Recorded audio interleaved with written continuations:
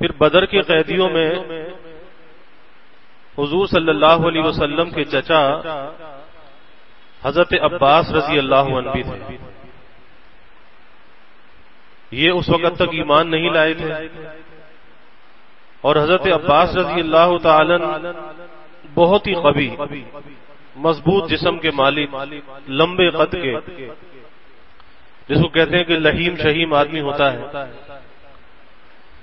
لیکن جن صحابی نے ان کو گرفتار کیا ان کا نام حضرت کعب بن عمر ابو الیسر رضی اللہ عنہ، انصاری صحابی ہیں. تو ایک طرف وہ اتنے لامبے قد کے، لہیم شہیم، طاقت والے، اور یہ صحابی بالکل کمزور، ضعیف اور پستہ قد کے. تو رسول اللہ صلی اللہ علیہ وسلم نے دیکھا کہ ان کو پکڑ کر لا رہے ہیں. آپ صلی اللہ علیہ وسلم نے سوال کیا کہ ابو الیسر، تو نے عباس کو کیسے گرفتار کیا؟ یعنی تم دونوں کا کوئی جوڑ نہیں بنتا، ایک طرف اتنا قوی، ایک طرف اتنا کمزور، تو تم نے اس عباس کو کیسے گرفتار کیا؟ تو ابو الیسر نے عرض کیا کہ یا رسول اللہ صلی اللہ علیہ وسلم، ایک شخص نے میری مدد کی اور وہ شخص ایسا تھا کہ جس کو نہ میں نے پہلے کبھی دیکھا تھا نہ میں اس کو جانتا تھا، اور اس کی ہیبت ایسی تھی، اس کی ہیبت کو بیان کیا کہ اس کی ہیبت ایسی تھی. تو اللہ کے حبیب صلی اللہ علیہ وسلم نے فرمایا کہ ابو الیسر، ایک محترم فرشتے نے تیری مدد کی، ایک محترم فرشتے نے تیری مدد کی. اور پھر انہی کے حوالے حضرت عباس کو کر دیا گیا.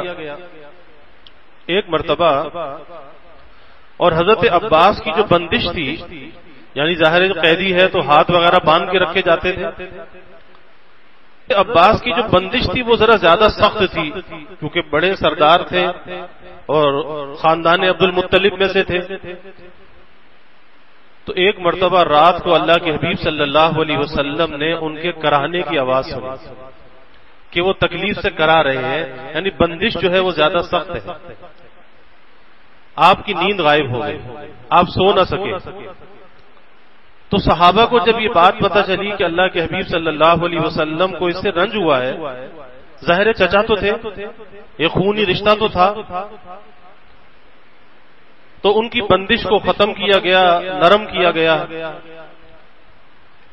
اور پھر صحابہ نے عرض کیا کہ یا رسول اللہ صلی اللہ علیہ وسلم، اگر آپ چاہیں تو ہم اپنے بھانجے کو بغیر کسی فدیے کے آزاد کیے دیتے ہیں. اب یہاں پر محدثین نے لکھا ہے کہ یہ انصار نے حضرت عباس رضی اللہ عنہ کو اپنا بھانجا کیوں کہا؟ تو اس کی وجہ یہ لکھی ہے کہ ان کی جو دادی تھی حضرت عباس کی اور عبد المطلب کی والدہ، تو وہ انصار میں سے تھی. تو اس نسبت سے یہ کہا کہ ہم اپنے بھانجے کو بغیر فدیے کے چھوڑے دیتے ہیں.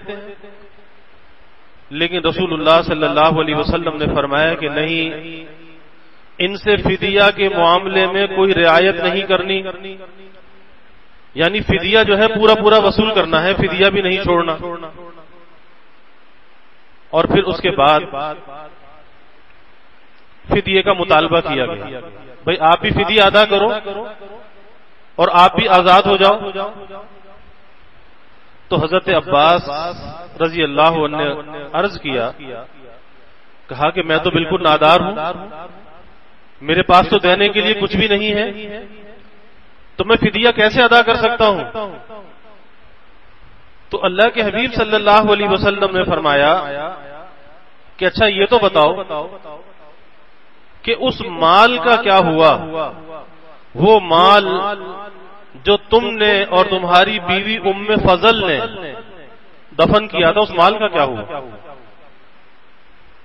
اب جب یہ سنے تو دنگ رہ گئے اور اسی وقت کلمہ شہادت پڑھا کہ یا رسول اللہ صلی اللہ علیہ وسلم میں گواہی دیتا ہوں کہ آپ اللہ کے سچے نبی ہیں اور اللہ کے سوا کوئی معبود نہیں ہے. کیونکہ اس واقعہ کا مجھے علم تھا یا میری بیوی کو علم تھا کہ کوئی مال دفن کیا تھا، اس کے علاوہ کسی کو اس بات کا علم نہیں تھا، اس لیے حضرت عباس رضی اللہ عنہ نے کلمہ پڑھا اور ایمان لیا. اللہ صلی اللہ علیہ وسلم نے ان کے فدیے کی جو رقم مقرر کی، فدیے کی رقم 100 اوقیہ مقرر کی، اور ایک اوقیہ 40 درہم کا ہوتا ہے، تو 4000 درہم، اور یہ سب سے زیادہ رقم تھی ان کے فدیے کی مقرر کی. اور عقیل ابن ابی طالب جو آپ صلی اللہ علیہ وسلم کے چچا زاد بھائی تھے، حضرت علی کے سگے بھائی عقیل ابن ابی طالب، ان کے فدیے کی رقم 80 اوقیہ مقرر کی، یعنی تقریباً 3200 درہم مقرر کی.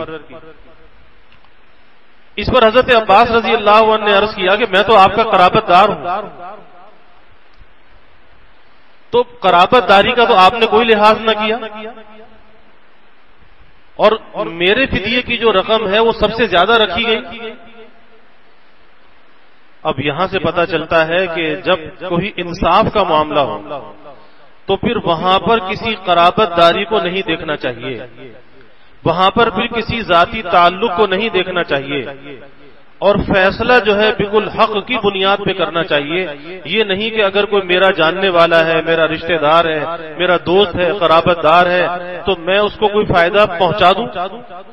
اس ظاہر ہے کہ اس کو فائدہ اگر پہنچایا جائے گا دوسروں کا نقصان ہو جائے گا، کیونکہ آپ صلی اللہ علیہ وسلم اگر چاہتے تو بغیر فدیہ لیے بھی آزاد کیا جا سکتا تھا، لیکن آپ کو معلوم تھا کہ ان کی حیثیت ہے، یہ مال دے سکتے ہیں، اس لیے سب سے زیادہ فدیہ حضرت عباس رضی اللہ عنہ کا مقرر کیا گیا.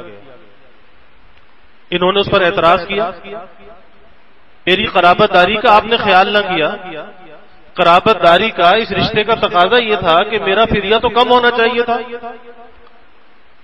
تو اس پر اللہ تعالیٰ نے سورہ انفال میں قرآن پاک میں آیت نازل فرمائی، یا ایھا النبی قل لمن فی ایدیکم من الاسری ان یعلم اللہ فی قلوبکم خیرا یؤتکم خیرا مما اخذ منکم ویغفر لکم واللہ غفور رحیم. فرمایا کہ اے نبی، آپ ان قیدیوں سے کہہ دیجئے جو آپ کے قبضے میں ہے، یہ قیدی جو آپ کے قبضے میں ہے، آپ ان سے کہہ دیجئے کہ تم اس فدیے پر کچھ افسوس نہ کرو. اب اللہ تعالیٰ تسلی فرما رہے ہیں کہ تمہیں فدیہ زیادہ لگ رہا ہے تو تم اس فدیے پر افسوس نہ کرو. کیوں؟ اگر اللہ تعالیٰ تمہارے دلوں میں کچھ بھلائی دیکھے گا، یعنی اگر تم دل سے اسلام لے آؤ گے، دل میں اللہ تمہیں ایمان کی دولت عطا کر دے گا، تو جو تم سے لیا گیا ہے، جو فدیہ لیا گیا ہے، تو اس سے کہیں زائد اور بہتر تم کو عطا فرما دے گا. تو اس کا تم غم نہ کرو، اور پھر وَيَغْفِرْ لَكُمْ، اور تمہاری مغفرت بھی کر دے گا. سب سے بڑا فائدہ تو یہ ہوگا کہ اللہ کے راستے میں جو تم دو گے اللہ اس سے بہتر تم کو دے دے گا اور تمہاری مغفرت بھی کر دے گا. واللہ غفور الرحیم، اللہ بڑا بخشنے والا، بڑا مہربان. جب یہ آیت نازل ہوئی تو حضرت عباس رضی اللہ عنہ فرمایا کرتے تھے کہ کاش مجھ سے اس وقت اضعاف مضاعفہ فدیہ لیا جاتا، یعنی چاہے اس سے بھی زیادہ لیا جاتا. جب یہ آیت نازل ہوئی کہ اللہ تمہیں اس سے بہتر چیز دے دے گا تو غم کس بات کا کرتے ہو، افسوس کس بات کا کرتے ہو. اس لیے اللہ کے راستے میں جب آدمی خرچ کرے تو کبھی دل کی تنگی کے ساتھ خرچ نہیں کرنا چاہیے، کیونکہ اللہ آپ کے خرچ کیے ہوئے پیسے کو نہیں دیکھتا، اللہ یہ دیکھتا ہے کہ کس دل کے ساتھ تم نے خرچ کیا ہے. اور یہاں پر اسی چیز کا علاج بتایا گیا کہ اس پہ افسوس نہ کرو، اللہ پہ بھروسہ کرو، اللہ بہتر چیز تم کو عطا کر دے گا. تو جب آدمی اللہ کے راستے میں خرچ کرے تو دل کی سچائی کے ساتھ خرچ کرے، خیر خواہی کے ساتھ خرچ کرے، اپنی نیت کو درست کر کے خرچ کرے، اور اللہ اس کا صلہ کہیں زیادہ عطا فرماتا ہے۔ اور پھر حضرت عباس رضی اللہ تعالی عنہ فرماتے ہیں کہ اللہ جل شانہ نے جتنا مجھ سے لیا، کہ 4000 دیے تھے، 4000 درہم دیے تھے، تو فرماتے ہیں کہ اس سے کہیں زیادہ اللہ نے مجھ کو دنیا میں دے دیا، کہ 100 غلام مجھے ایسے ملے، 100 غلام، کہ جس میں سے ہر غلام جو ہے وہ تاجر تھا، تجارت کرنا جانتا تھا۔ اب وہ 100 غلام جب ان کا کام کرتے ہوں گے تو کتنا نفع کماتے ہوں گے، اور کتنی ان کی تجارت بڑھتی ہوگی، تو یہ تو دنیا کا نفع تھا۔ اور پھر فرمایا کہ یقیناً اللہ کا جو دوسرا وعدہ ہے کہ اللہ مغفرت بھی فرمائے گا، یغفر لکم، تو کہا کہ میں اس کا بھی امیدوار ہوں کہ اللہ مجھے معاف بھی فرما دے گا، اللہ میری مغفرت بھی فرما دے گا، اور اللہ نے اس مال کا بدلہ بھی مجھے عطا کر دیا۔ تو یہ اللہ کے حبیب صلی اللہ علیہ وسلم کے چچا حضرت عباس رضی اللہ عنہ کا واقعہ ہے کہ وہ بھی جنگ بدر کے قیدیوں میں سے تھے۔